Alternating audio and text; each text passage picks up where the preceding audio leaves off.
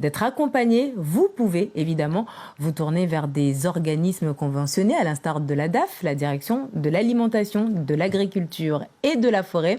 Avant de nous entretenir avec notre invité, je vous propose de regarder ce reportage tourné à Mroalé, dans le centre. Là-bas, nous y avons rencontré Taoussi Issoufou, qui a bénéficié l'année dernière d'un coup de pouce. Ilona Youssoufa, Youssouf Ahmed Matoir. Taoussi Issoufou, 40 ans, est agriculteur depuis 14 ans. Basé à Mroalé, il bénéficie de l'aide surfacique de la politique agricole commune depuis 7 ans.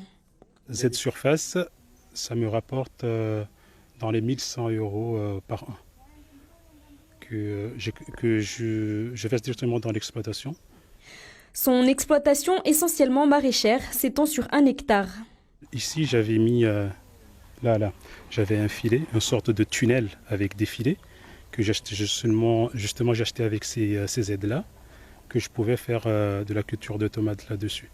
Les filets, ça me protégeait des ravageurs, genre la mouche des fruits. Travailler avec la machette tout le temps, ça use à un moment donné, on ne peut pas. Donc avoir du matériel, ça aurait été super. Comme moi, je vais lancer un autre projet là, d'agroécologie, avoir un broyeur, ça m'aurait vraiment aidé.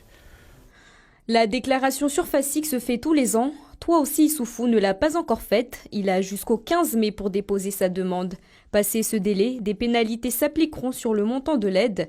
Une aide qui est également soumise à un contrôle sur le terrain.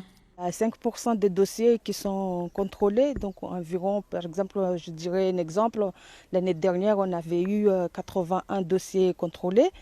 Mais à la fin, s'il y a des personnes qui ont toujours une mauvaise foi et qui font des fausses déclarations, donc il y a des sanctions après.